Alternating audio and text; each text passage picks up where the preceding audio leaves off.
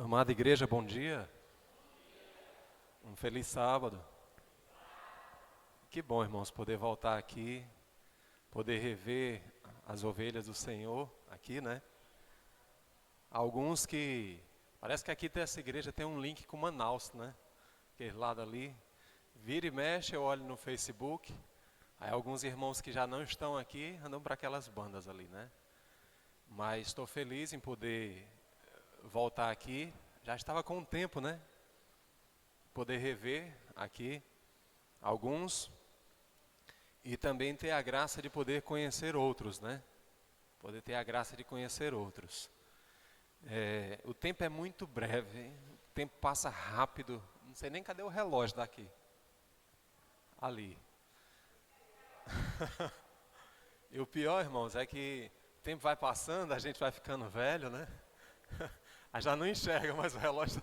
A hora daqui para lá já não enxerga tão bem quanto naquele tempo que eu estive aqui, né? Mas ainda bem que tem um relógio aqui pertinho de mim. O problema é que eu esqueço desse, né? Eu costumo terminar os meus sermões normalmente no horário, né? Eu pego ali no máximo a tolerânciazinha que toda igreja tem, que é 10, 15 minutos e passo, né?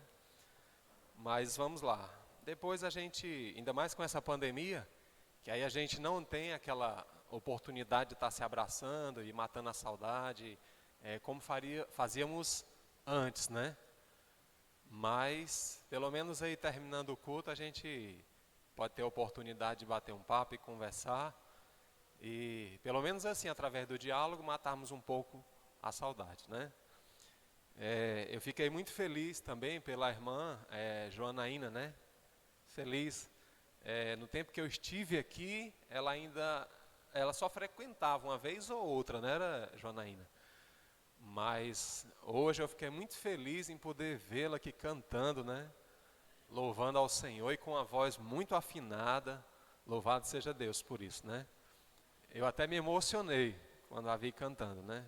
Me emocionei e vi realmente ali que o Espírito Santo ele tem um projeto muito lindo na sua vida, irmão. Viu? E está realizando, né?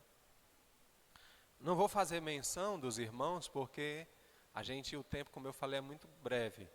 Eu vou tentar o máximo aqui, nesses poucos minutos que Deus está me dando de poder trazer uma mensagem, a gente poder tirar o máximo de lição dos textos e do tema que eu escolhi para estudarmos nessa manhã, tá certo? Então pegue aí a sua Bíblia, ok? Pegue a sua Bíblia e você pode abrir a sua Bíblia em Êxodo, abra lá em Êxodo.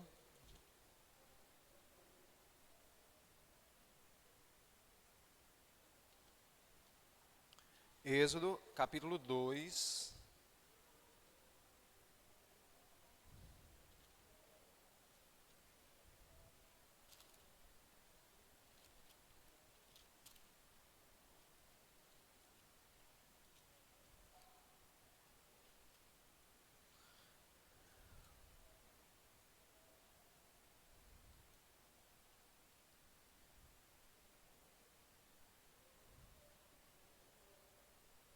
Êxodo.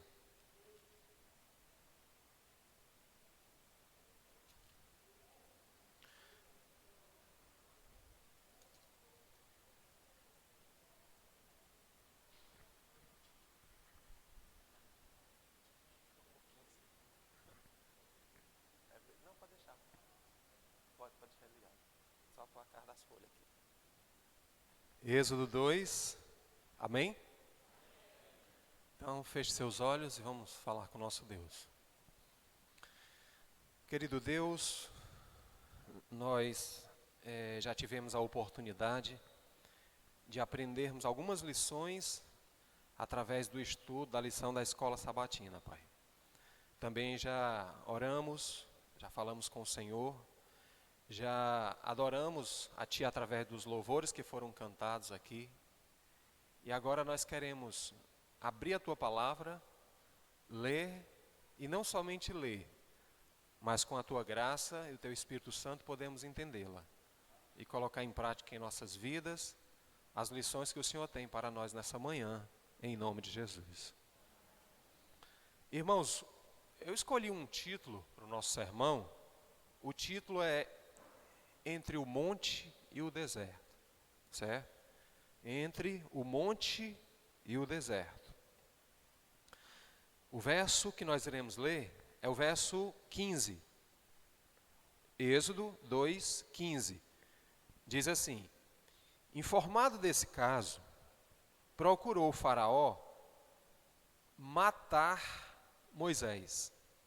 Porém, Moisés fugiu da presença de Faraó e se deteve aonde, irmãos? Na terra de Midian. Né? Interessante, essa região, a terra de Midian, ela era uma região de deserto, certo? Uma região desértica. E foi ali, naquele deserto, deixa eu fazer uma pergunta aqui logo a vocês, antes de prosseguir com a explicação. A pergunta é a seguinte: qual é o conceito, no sentido figurado, que você tem de deserto? No sentido figurado.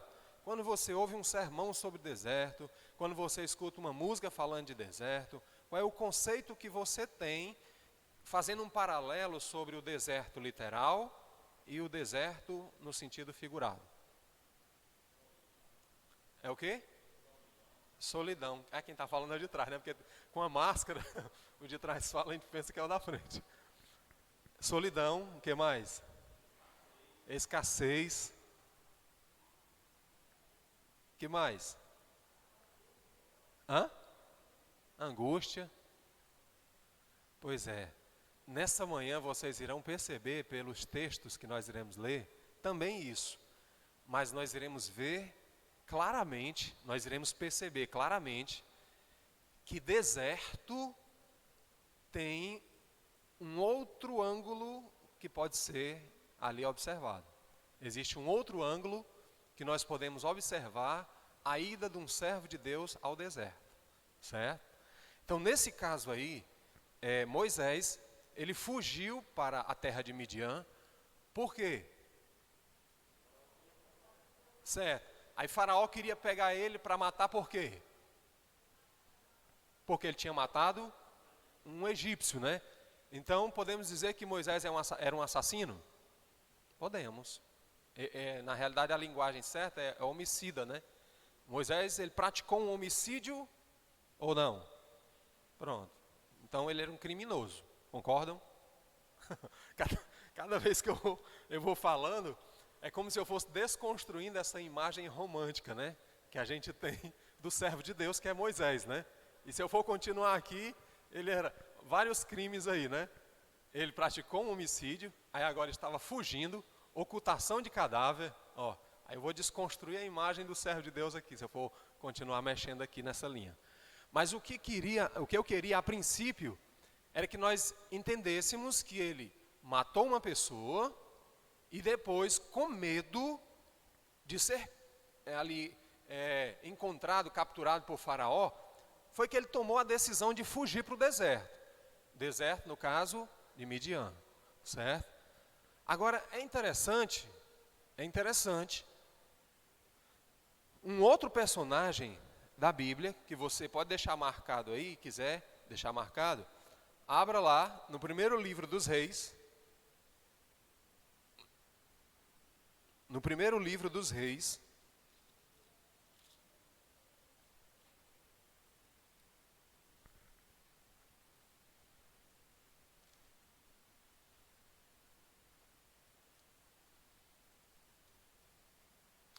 no capítulo 19,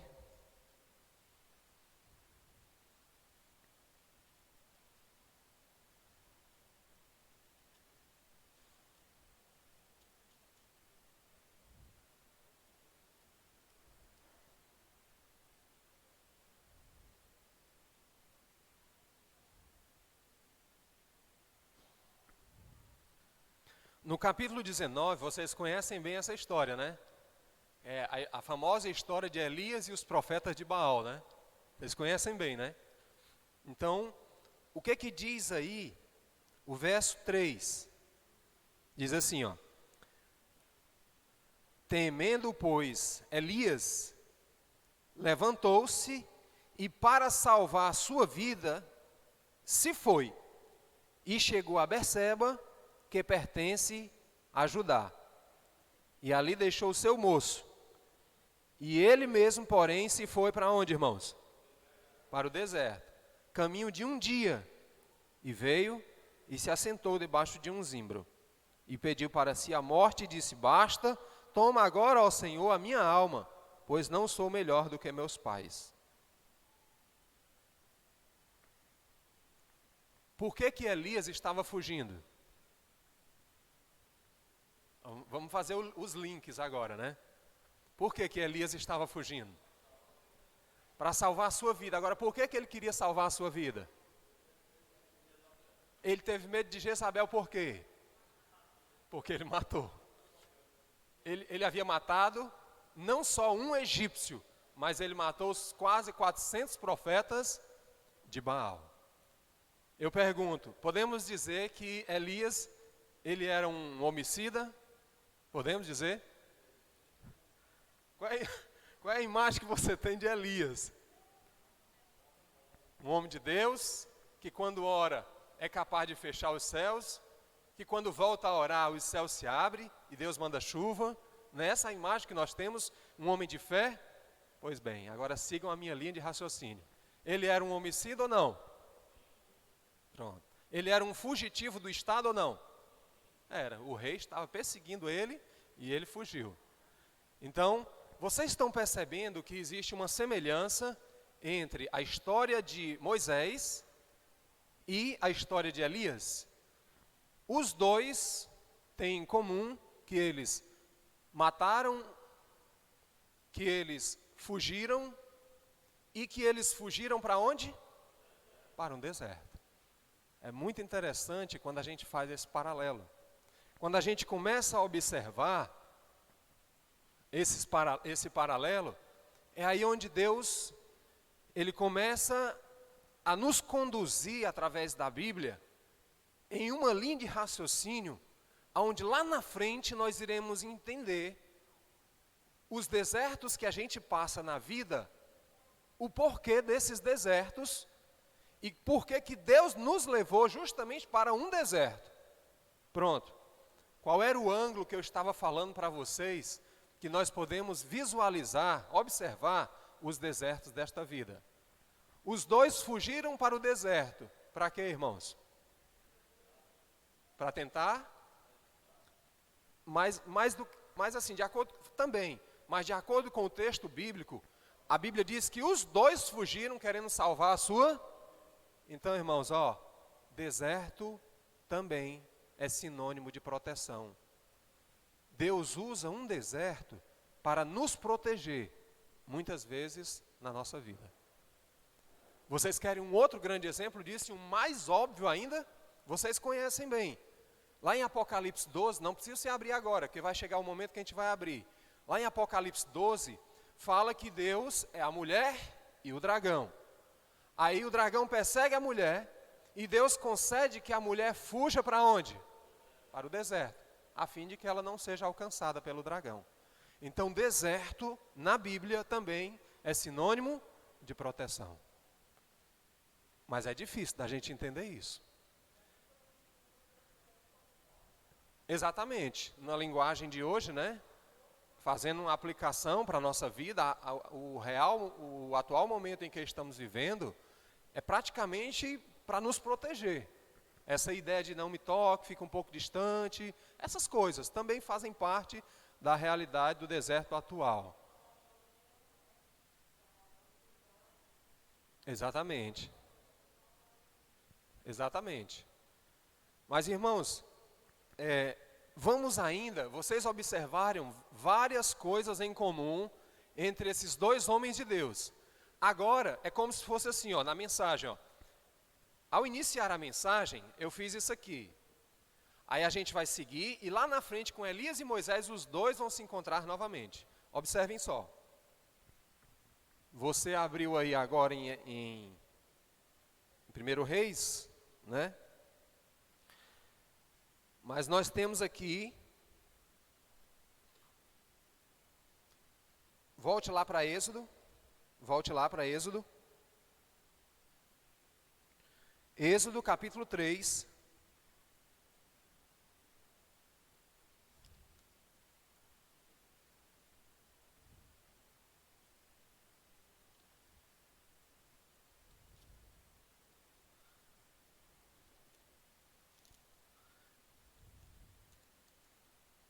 Êxodo 3.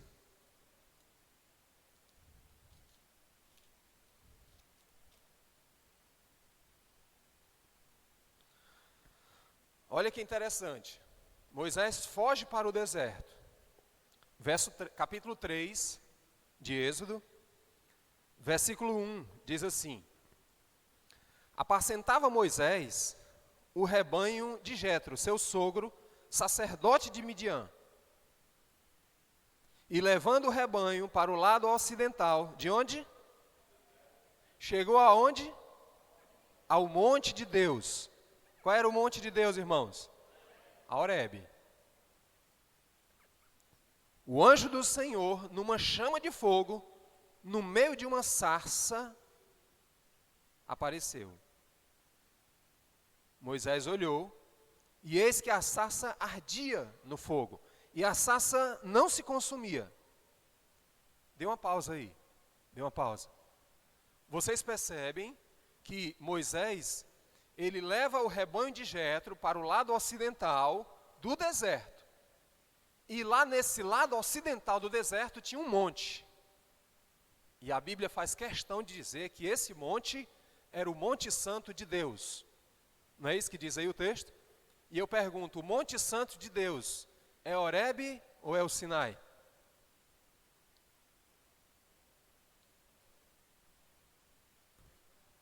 Ou é os dois? Quem falou aqui? É os dois?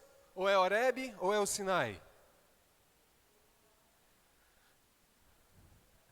Horebe é um dos nomes que se dá ao Monte Sinai.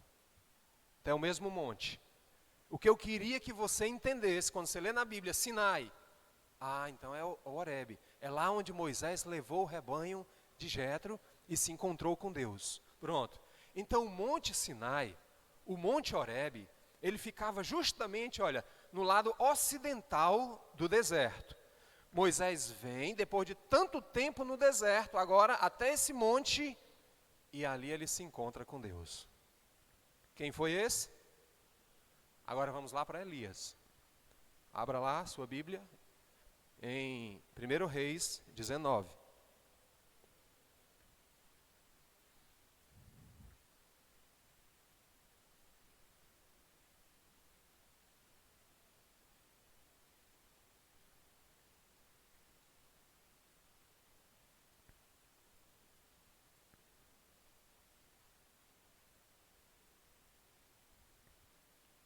Primeiro Reis, capítulo 19.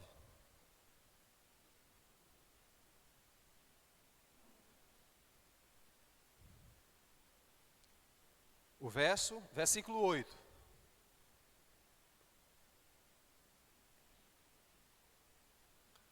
Nos diz assim, amados: Levantou-se, pois, comeu e bebeu, e com a força daquela comida, caminhou 40 dias e 40 noites.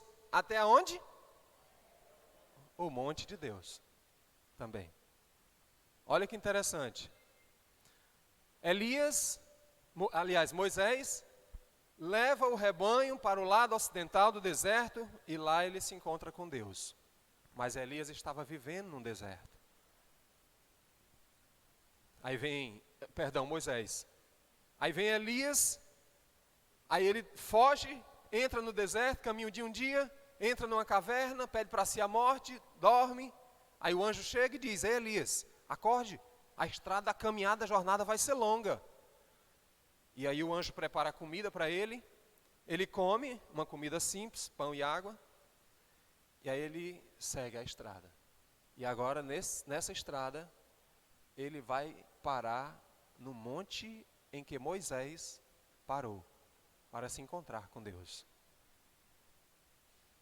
quando a gente lê na Bíblia, né, esses nomes no Antigo Testamento, aí a gente cria uma ideia assim de que parece o mundo, né? A gente vê assim, parece o mundo espalhado, assim, esses lugares. Nossa, aqui é como se fosse os Estados Unidos, aqui é como a distância fosse até a Itália, mas é tudo próximo, viu, irmãos?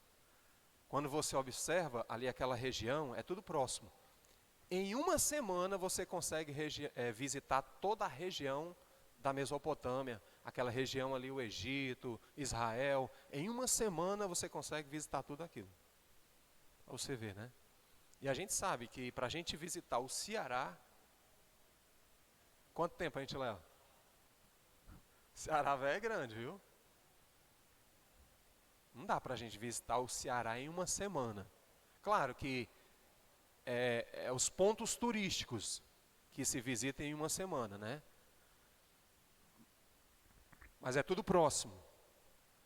Eu estou falando essa informação só para a gente ter uma ideia de que tudo era pertinho ali, não era essas coisas longe, certo?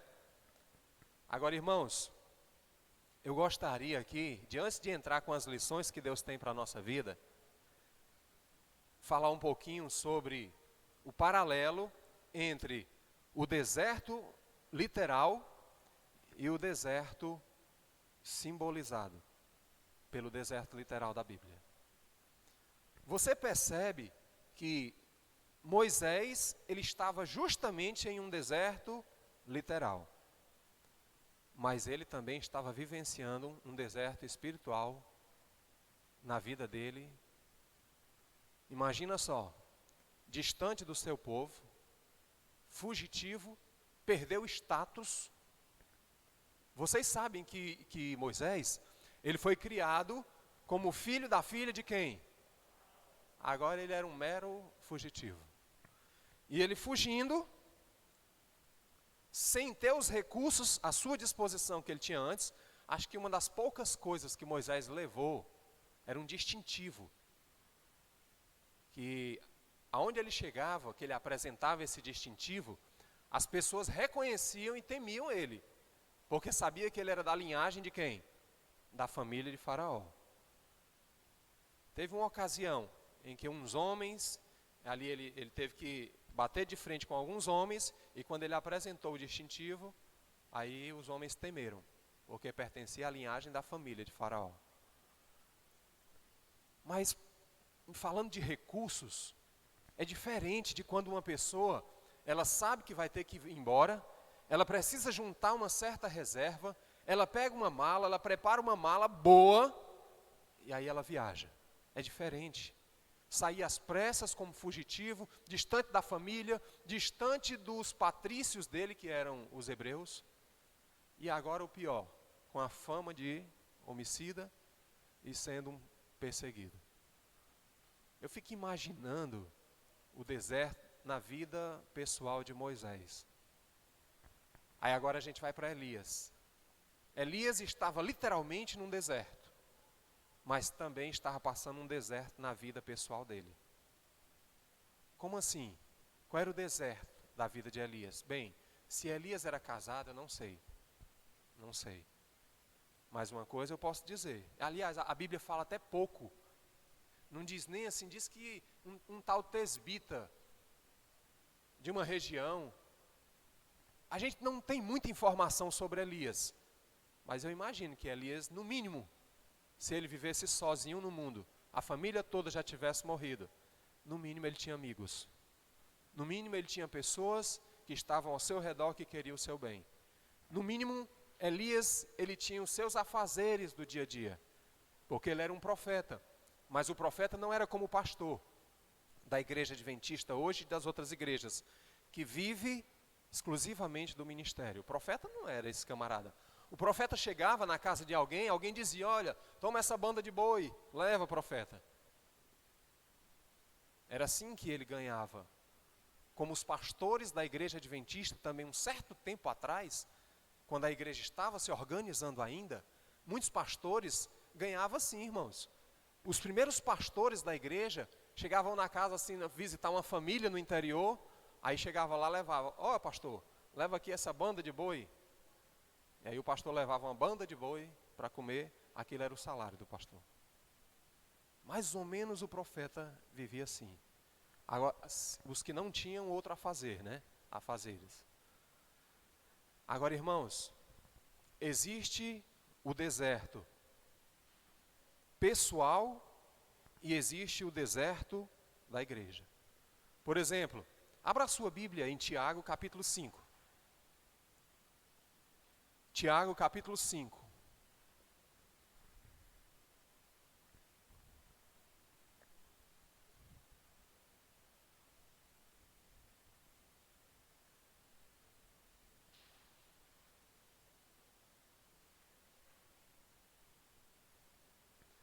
Tiago, capítulo 5, fala do personagem que nós estávamos estudando lá em 1 Reis, capítulo 19, né?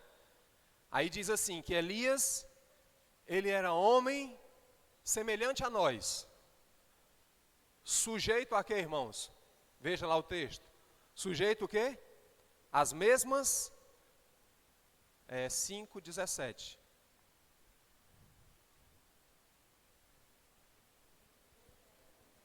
Aos mesmos sentimentos, em algumas versões diz, sujeito às mesmas paixões. Aí diz assim, ó, que ele orou a Deus com instância, e por 3 anos e 6 meses, não o quê? Não choveu sobre a terra. Quanto tempo? Pode repetir para vocês gravar, que vocês vão precisar dessa informação. Quanto tempo? 3 anos e 6 meses foi o deserto pessoal. Foi de uma pessoa. Quem era ele? Elias. Agora, abra a sua Bíblia em Apocalipse 12.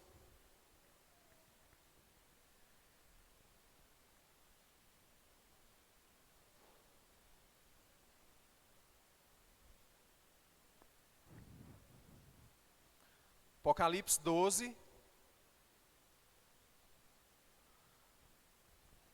Versículo 6. Olha o que diz aí, ó. O que diz aí? A mulher, porém, fugiu para onde? Para o deserto. E o que mais? E aí sustentou ela por quanto tempo? 1260 dias. Olha, 42 meses é a mesma coisa que 1260 dias. Certo? Você pega 42 meses, que é o tempo, 3 anos e 6 meses, né? Algumas versões traz 42 meses, mas aí tem 1260 dias, né? É o mesmo tempo que Elias passou no deserto. Vocês lembram o texto? Tiago 5:17. Quanto tempo Elias passou no deserto? 3 anos e 6 meses. 3 anos é o equivalente a 36 meses. Aí você soma mais 6, dá 42. 42 vezes 30 dá 1260 dias. Foi o mesmo tempo que Elias passou no deserto, o mesmo tempo que Deus protegeu a sua igreja, aonde? No deserto. Então existem os desertos que nós enfrentamos na nossa vida pessoal. E existem os desertos que a igreja passa como congregação, como igreja de Deus. E a gente precisa entender o porquê que Deus levou Elias ao deserto e porquê que Deus levou a igreja ao deserto. O texto aí está claro, que Deus concedeu asas à mulher, para que ela voasse até o deserto, ali onde ela fosse sustentada por 1260 dias. Então qual é o papel do deserto? De acordo com esse texto? Nos sustentar, nos proteger. O que é dificilmente a gente vai entender que as coisas ser levadas a um deserto, isso significa na nossa vida. Dificilmente. Quando a gente começa a enfrentar um deserto, quando a gente começa a passar por uma adversidade na nossa vida, dificilmente você vai entender que aquilo é de Deus. A gente começa logo a entender. A gente começa logo a procurar onde é que a gente está errado. Meu Deus, onde foi que eu errei? O que é isso? Isso é coisa do inimigo. Irmãos, ore porque o inimigo está tentando me destruir. A gente pensa logo que, de fato, não é Deus quem promove o mal na nossa vida. Não é Deus. O que Deus faz, eu não sei se eu já preguei aqui para vocês, sobre Eclesiastes 7,14, né? Que lá diz que No dia da prosperidade, goza do bem, aproveita. Mas no dia da adversidade, considera, porque Deus fez tanto este como aquele. Ou seja, tanto os dias bons como os dias maus, foi Deus quem fez. Aí quando você pega aquele verbo que está ali, o verbo fez, é o verbo atzar, ali no hebraico, aí você vai entender que não está dizendo que foi Deus quem criou. Mas ele faz no sentido, porque o verbo atzar, ele é um verbo justamente assim, ó, ele é empregado normalmente pelo homem, porque Deus usa todos os verbos, mas existem verbos que são exclusivamente de Deus, como o verbo bará, significa criar do nada. O verbo atzar é um verbo fazer. Por exemplo, aqui está uma mesa. Essa mesa foi feita, ela não foi criada. Eu posso fazer essa mesa sem criar essa mesa. Posso ou não posso? Eu posso fazer, mas foi eu quem criei esse modelo de mesa? Foi eu quem criei essa mesa? Não, mas eu posso fazer, não posso? Pronto, é fazer a partir de algo já existente. Ó. Então, o que Deus faz com os dias maus na nossa vida, o que Deus faz com os desertos que a gente enfrenta na nossa vida, não é Ele quem cria. Ele pega o mal que já existe e vem com tudo para cima da gente, para tentar nos destruir. Aí Deus corta e permite só que uma porção desse mal venha. Ele permite. Ele não cria, Ele permite. Então Deus faz os dias maus, Deus faz as adversidades no sentido de permitir que somente uma dose de adversidade recaia sobre nós. E o texto lá de Eclesiastes diz assim, ó, e isso Deus faz para que o homem não se orgulhe, e isso Deus faz para que o homem não conheça o que há de vir depois dele.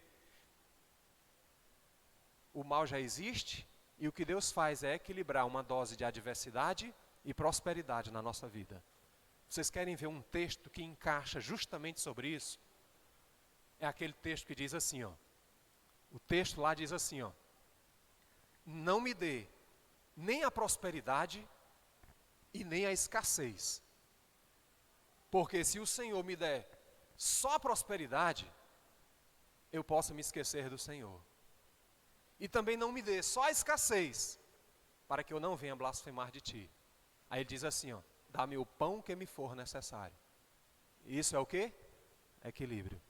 Se você viver uma vida só de bonança, só de prosperidade, você poderá correr o risco de ser tentado a esquecer de Deus. E se você viver uma vida só de adversidade, só de tristeza, você pode chegar a um ponto que você vai blasfemar de Deus. Não aguenta, a sua estrutura não aguenta. O que acontece, muitas vezes, é que quando nós estamos passando por uma adversidade, que Deus permitiu que aquela adversidade viesse na nossa vida, às vezes nós nos acompanhamos com pessoas que não deveríamos nos acompanhar. Que aí a pessoa chega para a gente, rapaz, sai dessa igreja. Rapaz, depois que tu entrou nessa igreja, está vendo como é que está a tua vida? Aí a pessoa começa a levar você à dúvida, mas se você estiver sozinho, você e Deus, você permanecendo ali na busca, oração e buscando a Deus, você iria conseguir vencer os dias de adversidade. Existe o deserto que a igreja enfrenta, e eu imagino, quando eu olho para a igreja do aeroporto, né, eu tive aqui a graça de estar nessa igreja, eu acho que acredito que está com uns 11 anos, né, Yolanda? Aproximadamente, uns 11 anos que eu tive aqui, né, irmã? Tem mais, né? 11, 12 por ali, né? Isso foi, isso tem mais. Rapaz, eu tô velho, não sabia. Aí, eu fico imaginando, né, os desafios da igreja do aeroporto. Quantos desafios vocês já passaram como congregação, né? Quando a gente para imaginar, né? Pare para observar. Quantas lutas vocês como congregação já passaram esse tempo todo, ó. E cada um aí tem uma história, né? Fosse perguntar assim, cada um teria uma história. Rapaz, eu me lembro naquele dia que o camarada, nosso vizinho aqui, queria impedir da gente colocar até o projetor ali na parede. Ele foi lá olhar, na hora que a gente estava na programação, o cara saiu da casa dele, veio aí, olhando para ver, e queria confusão. Aí cada um teria uma história para contar, né? Alguém que foi assaltado, alguém que entrou aqui. quantas tribulações, né? Mas venceram. Passou. Mesmo que existam as perdas, mas passou. Outros desertos poderão vir, poderão. Até Cristo voltar, muitos desertos a igreja do aeroporto vai enfrentar. Mas é necessário ter esse discernimento, esse entendimento. Agora, vamos para o deserto particular, né? Pessoal. Aí quando a gente para assim para observar, na nossa vida pessoal, quando você chega em casa, quando você termina aqui o culto, sai, vai para a sua casa, que você entra no seu quarto e você se olha no espelho, aí você, quantos desertos eu já enfrentei até aqui? Quantas lutas? E eu quero dizer para você que o deserto de um tem nada a ver com o do outro. Às vezes o que é deserto para um, o outro está sorrindo daquela situação, se ele fosse passar. Tem nada a ver. A gente precisa ter esse discernimento, porque isso é importante. Imagina só, eu saber que o irmão está passando por um deserto, aí eu chego aqui num culto de quarta-feira e digo, irmão, o irmão está passando por esse problema aí. Irmão, isso é besteira, irmão. Eu já passei por isso aí, eu sei que isso é besteira. É como se eu entendesse que só porque aquilo não era um deserto para mim, também não é para outra pessoa. Mas cada pessoa é uma realidade, cada pessoa é um mundo, e se nós não tivermos esse discernimento, às vezes na igreja, a gente vai querer até engessar as situações. E o irmão está passando por um deserto, por uma adversidade, e eu estou considerando como se aquilo ali não passasse de coisa besta. Mas nós vamos finalizar, precisamos sair daqui com a certeza de que mesmo os desertos que nós enfrentamos na vida, eles são para nos proteger. E a gente pode até não entender agora. Não pode. Pode ser momentos assim que você vai pensar assim, rapaz, não vai passar não isso aqui não é de Deus não. De fato não é de Deus, mas Deus está permitindo só para que você esteja protegido por algum tempo. E você pode não entender que proteção é essa. É como um pai, que o filho está ali, é criança, aí o menino quer ficar à vontade, quer ficar solto, quer ir para onde quiser, quer andar. Aí você chega, aí o menino coloca a mão na tomada e você percebe. Aí você pega a mão do menino, traz o menino para perto de você e segura. E não solta o menino para nada. E o menino fica doido, e ele acha que o pai é injusto, ele acha que o pai está fazendo a coisa errada, que ele deveria estar solto como os outros meninos estão brincando. E por que o meu pai é malvado? Por que o meu pai faz assim? Mas o pai sabe que na hora que ele soltar a mão, a primeira coisa que o menino vai fazer é enfiar o dedo na tomada. E o menino não entende. Mas quando ele crescer, que for pai, se o filho passar pela mesma situação, ele também vai segurar o menino. Eu me lembro de uma senhora, onde eu tive, nesses lugares aí onde eu tive a graça de pastorear, eu fui pastor em Recife, ali também, numa cidade chamada Abreu e Lima, né? E ali tinha uma senhora que eu nunca tinha visto aquela senhora sorrindo. Nunca tinha visto ela sorrindo. Ela era muito dócil comigo, ela falava assim de uma maneira muito amiga, chegava próximo, me abraçava. Eu só sentia isso nela porque ela fazia isso, mas se não fosse só pelo semblante, era tristeza direto, essa era a verdade. Semblante triste, decaído, todas as vezes que eu via aquela mulher. E aí chegou um tempo, eu fui-me embora e saí com aquilo na mente, sabe? Por que aquela mulher nunca dava um sorriso? Mas ela nunca faltava os cultos, sempre estava presente nas reuniões da igreja, em tudo. Chegava caladinha, sentava e ali ela ficava. Terminava, ela saía com a cara triste dela e ia embora para cá. Aí eu fui embora.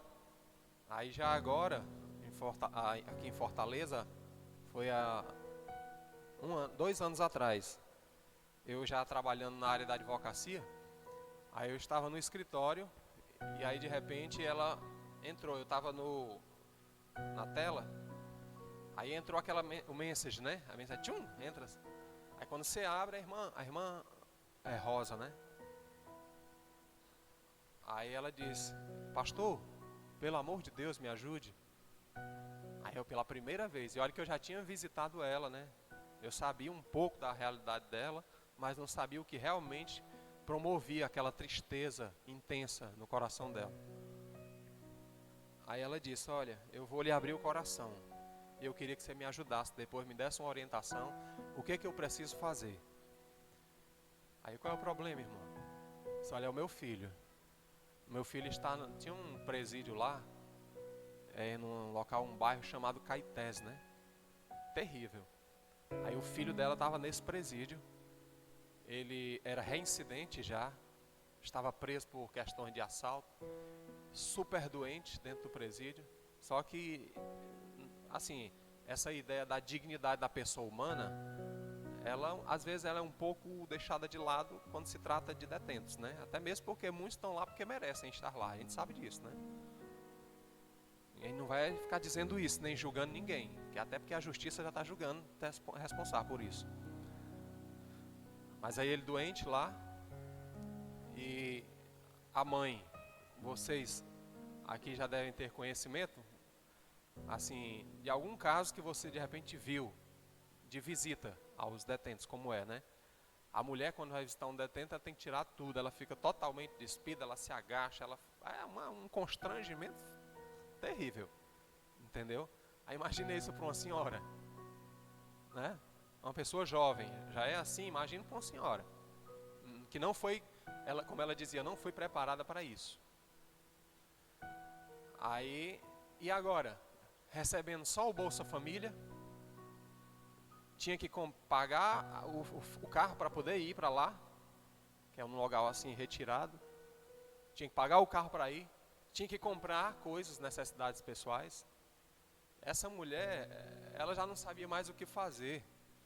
E por outro lado, ainda para, digamos assim, maltratar ainda mais, ainda tinha um esposo, que o esposo ainda pegava metade do Bolsa Família dela. O cara não tinha coragem de trabalhar, não fazia nada, não dava um prego numa barra de sabão. Ainda tirava metade do Bolsa Família, ainda vendia as pouquíssimas coisas que tinha dentro de casa, ainda bebia e ainda quebrava o pouco que sobrava dentro de casa. Aí eu pergunto, tem como uma mulher dessa chegar sorridente na igreja? Não tem, entendeu? Não tem. Aí ela me contou tudo isso. Aí ela me perguntou que ela estava querendo se divorciar dele. Se divorciar não, que eles eram só juntos. Por último, como se isso não bastasse, ele estava metendo a pena nela dentro de casa. Aí ela já não ia mais para a igreja por causa das manchas no corpo e tal. Aí ela me perguntou qual era o procedimento, tanto na questão do filho, como na questão, como ela fazia para libertar o filho. Aí eu dei as orientações, perguntei quanto tempo ele estava preso, etc. Dei as orientações como ela deveria proceder para libertar o filho logo, né? Tirar o filho. Aí em relação a ele, também orientei se era uma decisão dela, ela que deveria decidir aquilo, se permaneceria com ele ou não, que não era uma decisão que eu deveria dizer para ela, ó, deixe, ou então permaneça. Não é uma decisão que o homem, uma pessoa de fora, ou uma mulher de fora tem que estar dando. Eu posso falar do ponto de vista jurídico, eu disse para ela. Eu posso te orientar do ponto de vista jurídico. Se quer informação do ponto de vista jurídico, quero. Pronto. Primeira coisa que você deve fazer, vai na delegacia e pede uma medida protetiva. Pronto, ele vai ter que sair de dentro de casa. Primeira coisa. Ou você prefere ficar apanhando, ou você faz isso. Lembra, eu não estou aqui para te influenciar a nada. A nada. Tudo vai estar orientado para você tomar a decisão. Poucos dias depois, o camarada por si só arrumou outra mulher, resolveu deixá-la. Para a miséria dela, ainda queria vender a casa que pertencia a ela. Ainda queria vender para poder partilhar e ele viver com a outra mulher. Aí eu disse, agora eu vou te influenciar. Eu disse, agora eu vou te influenciar. Ela disse, de quem é essa casa? Aí disse, a casa é minha. E você ganhou essa casa como? Ela disse, foi herança. Pronto, deixa ele ir atrás dos direitos dele.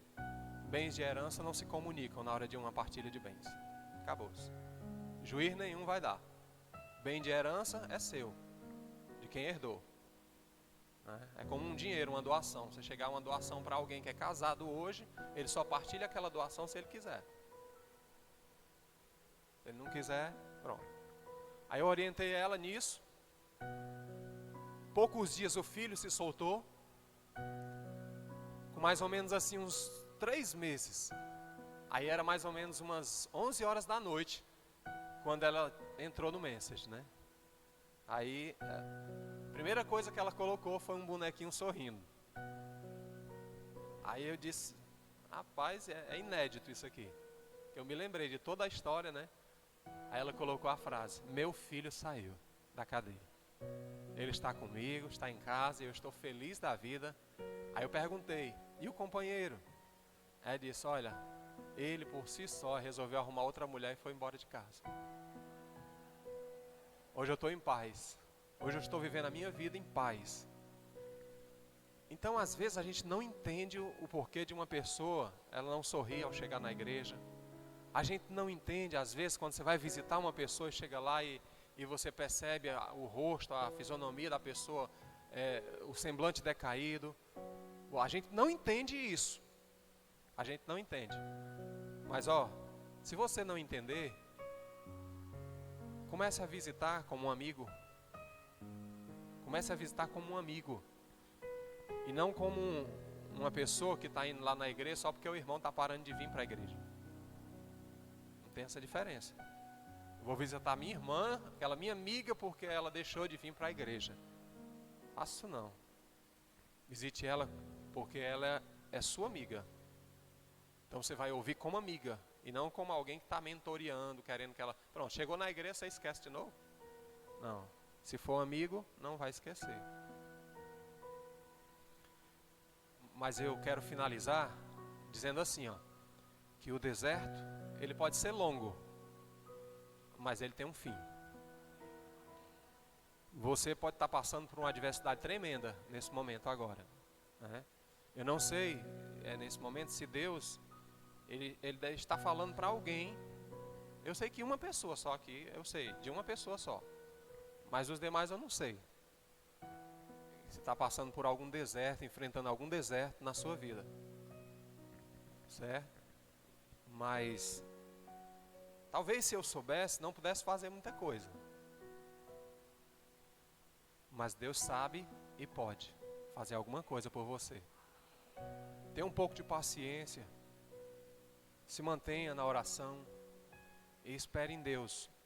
O seu deserto vai passar. E você vai se lembrar dessa frase. Após todo deserto, sempre haverá um Horebe. Um ponto de encontro entre Deus e você. Nós temos um louvor, temos uma mensagem especial. Vamos ouvir e logo em seguida nós iremos fazer uma oração.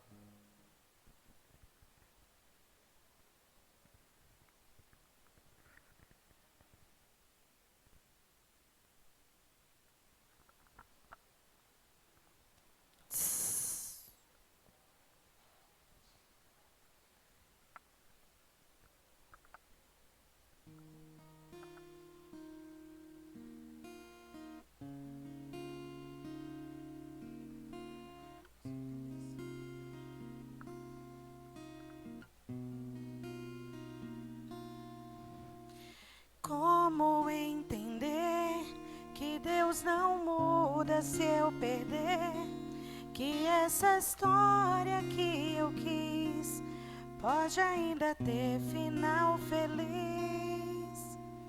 Como aceitar que minha vida tem valor se o Deus que eu nem posso ver se importa com o que eu desejo ser? E se tudo que eu quero me corrompe? E se nada me faz forte, me levante? Meu Deus, quero entregar a minha história, as páginas em branco, vencer, ó Deus, meu escritor. Vem ser o meu Senhor, apague tudo que eu já escrevi, os erros que eu fiz, e escreve agora com teu sangue o meu final feliz.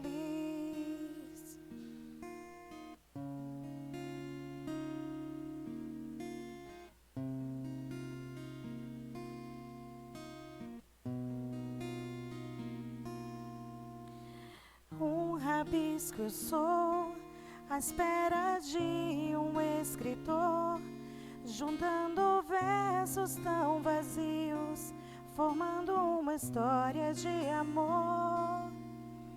Não quero mais, Senhor, ser personagem e autor.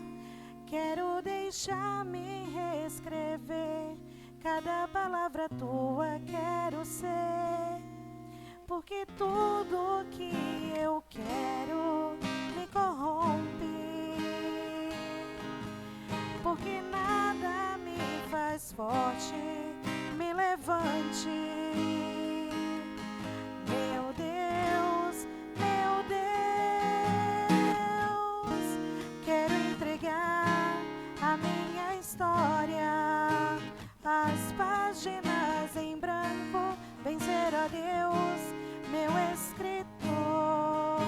Vem ser o meu Senhor, apague tudo que eu já escrevi, os erros que eu fiz, e escreve agora com teu sangue o meu final feliz. Para que o mundo leia teu amor em mim e em poesia possam ver o teu amor sem fim. Quero entregar a minha história, as páginas em branco, vencer, ó Deus, meu escritor. Vem ser o meu Senhor, apague tudo que eu já escrevi, os erros que eu fiz, e escreve agora com teu sangue o meu final feliz. O meu final feliz. Amém. Nosso Deus e nosso Pai, nós queremos te agradecer porque ao abrirmos a Tua Palavra nessa manhã, nós podemos entender claramente que muitos dos desertos que nós somos conduzidos, levados a passar, é para a nossa proteção, Pai. Assim como em Apocalipse 12, deixa claro que a igreja foi levada para o deserto, voasse até o deserto, para ali ser sustentada. Também Elias, quando fugiu para o deserto, foi para se proteger. Também Moisés, quando fugiu para o deserto, foi para livrar a sua vida, para proteger a sua vida. Agora, não é fácil de entender isso. O Senhor sabe muito mais do que qualquer um de nós. O próprio Senhor Jesus Cristo foi levado a um deserto. E no deserto, não somente com escassez, mas ainda tinha um inimigo tentando derrubá-lo a todo preço.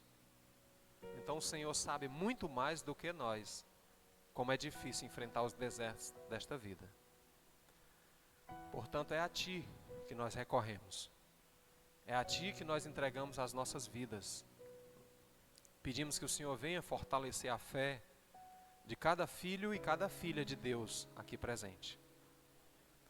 Que todos possamos sair daqui com a certeza de que por mais longo que seja um deserto, ele terá fim. No final dele, sempre haverá um ponto de encontro entre nós e o nosso Deus. Sempre haverá um Horebe, sempre haverá um Monte Sinai. simbolicamente falando. Ou seja, ali estará a tua presença para nos dar o norte, para nos orientar quais são os próximos passos que devemos dar na nossa vida dali em diante. Nos despede em paz aos nossos lares, na companhia dos teus anjos, em nome de Jesus. Irmãos, foi muito bom estar com vocês. Eu não vou estar à porta para despedir, devido a essas orientações, né? Mas foi muito bom, certo? Vou estar por aqui por fora uns minutinhos ainda. Tinha um irmão que queria conversar comigo, e depois, se outros quiserem, também eu vou estar à disposição, tá bom? Deus abençoe a todos, vão em paz em nome de Jesus.